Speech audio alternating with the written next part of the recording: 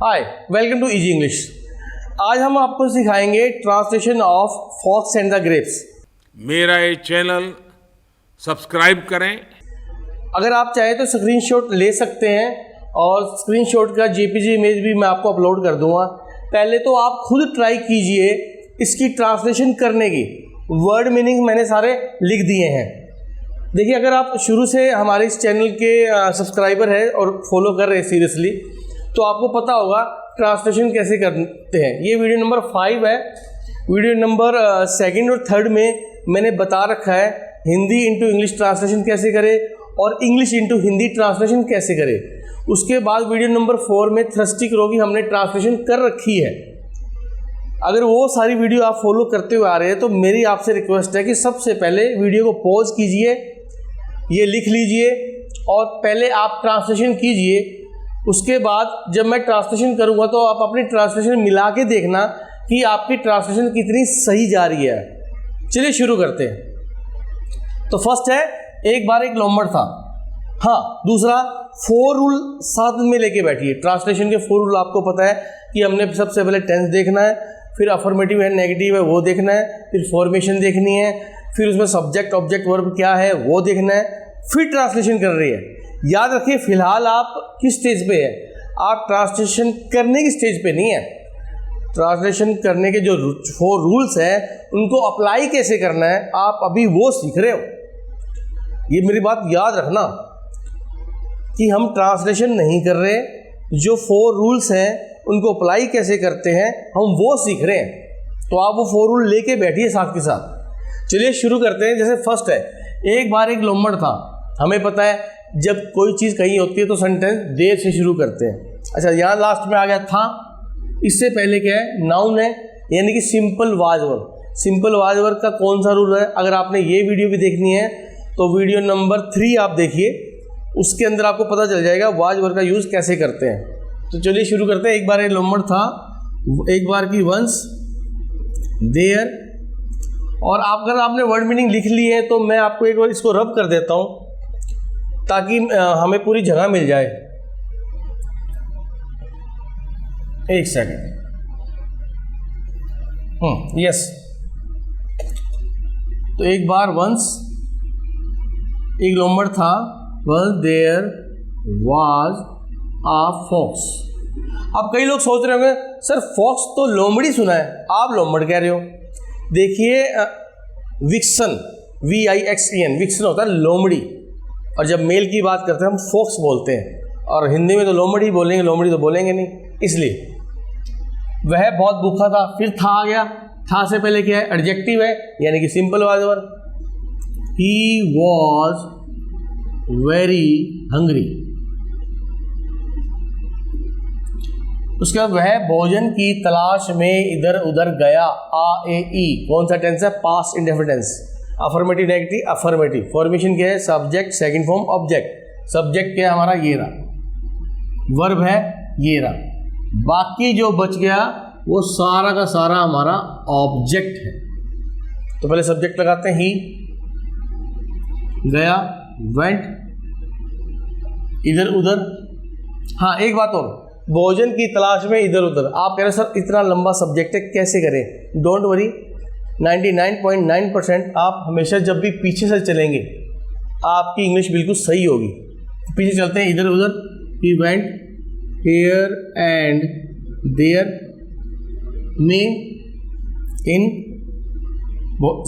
तलाश, search of food. चलिए, परंतु वह भोजन नहीं ढूंढ सका।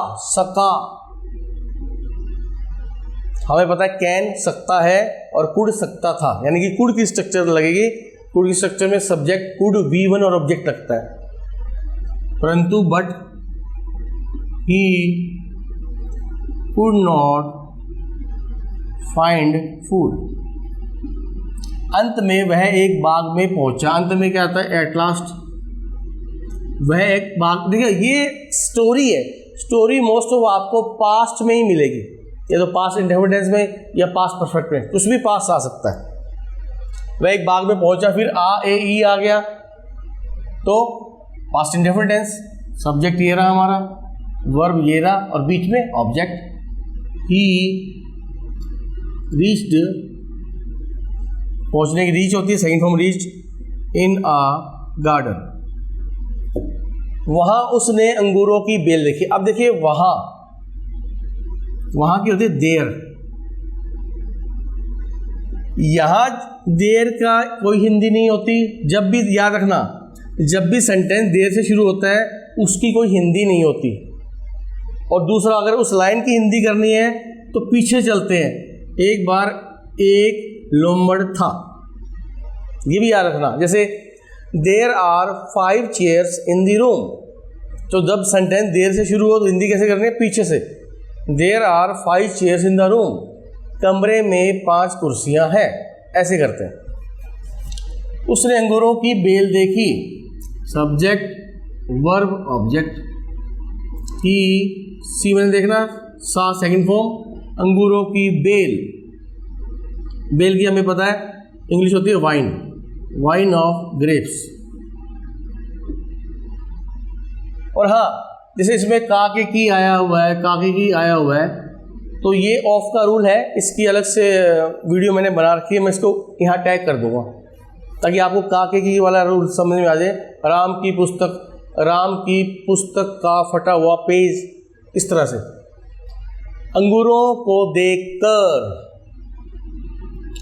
ये रूल वैसे हमारी एक प्लेलिस्ट है 4 रूल आफ्टर टेंसेस, उसमें आप जाएंगे तो देखेंगे खाकर, पीकर, उठकर, बैठकर की इंग्लिश क्या होती है। तो अंगूरों को देखकर, बाय वाचिंग, मैं इसका भी लिंक आपको डिस्क्रिप्शन में दे दूंगा कि खाकर, पीकर, उठकर, बैठकर इंग्लिश क्या होती है। बाय वाचिंग ग्रेप्स, कोमा, उसके मुंह में पानी आ गया। अब पानी आ गया, वाटर कम नहीं लगाना है। देखिए वाटर का मतलब पानी भी होता है और वाटर का मतलब मुंह में पानी आना, कंप्लीट वर्ब है। तो पानी का है उसके मुंह में, तो ये आपका सब्जेक्ट है।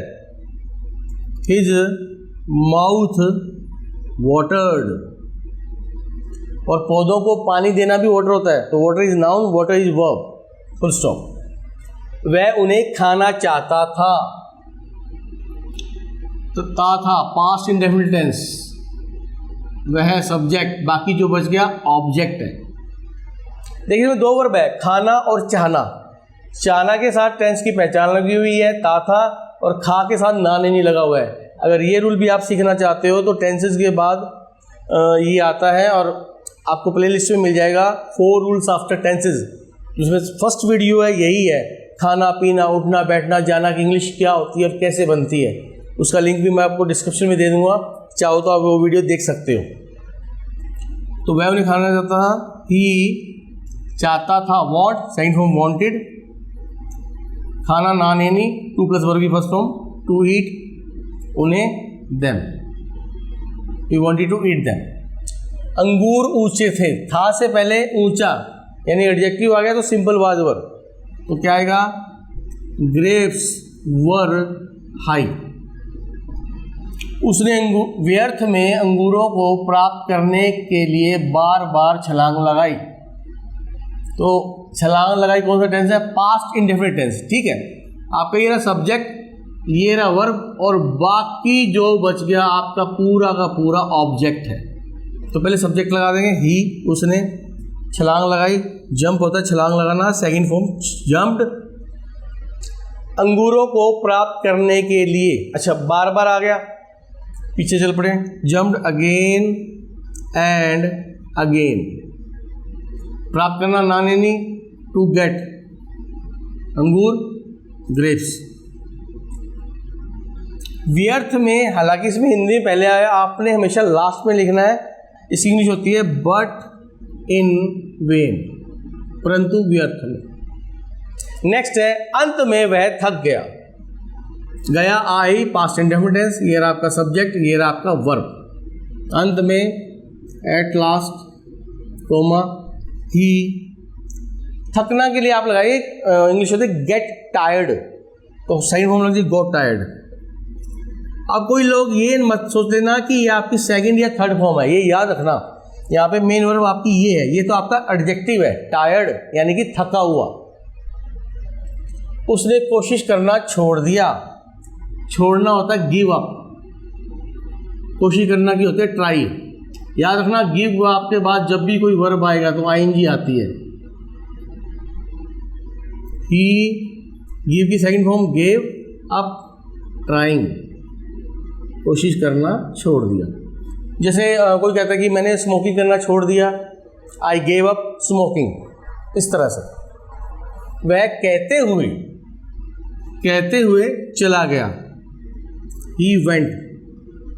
अब देखिए कहते हुए, जाते हुए, पीते हुए, खाते हुए की इंग्लिश क्या होती है, तो जो इसका भी अब मैं लिंक डिस्क्रिप्शन में दे दूंगा कि इसकी इंग्लिश कैसे बनती है। देखिए मैंने उसे जाते हुए देखा, आई सा हिम गोइंग।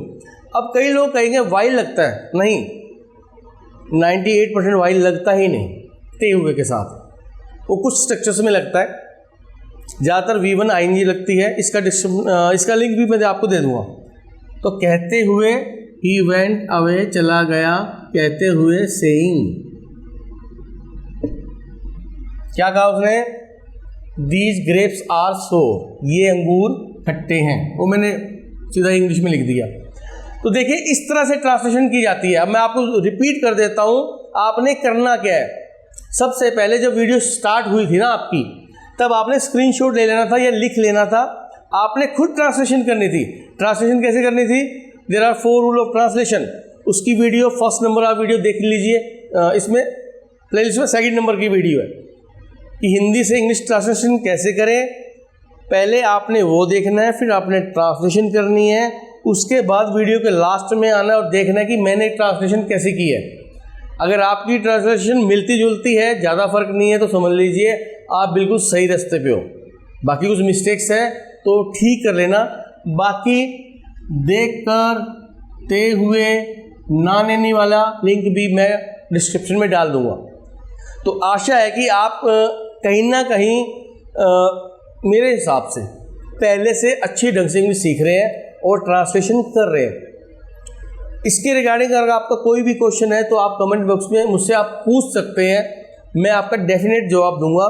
कहीं क्योंकि आपके अभी सवाल बहुत आए होंगे माइंड में, तो आप प्लीज़ आप पूछ सकते हैं मुझसे, आप कमेंट कीजिए, मैं आपके कमेंट का रिप्लाई जरूर करूंगा। एंड डोंट वरी, अभी हम थोड़ा इजी ट्रांसलेशन ले रहे हैं, धीरे धीरे करके हम ट्रांसलेशन की इंटेंसिटी, कॉम्प्लेक्सिटी बढ़ाएंगे, थोड़ा मुश्किल भी करेंगे।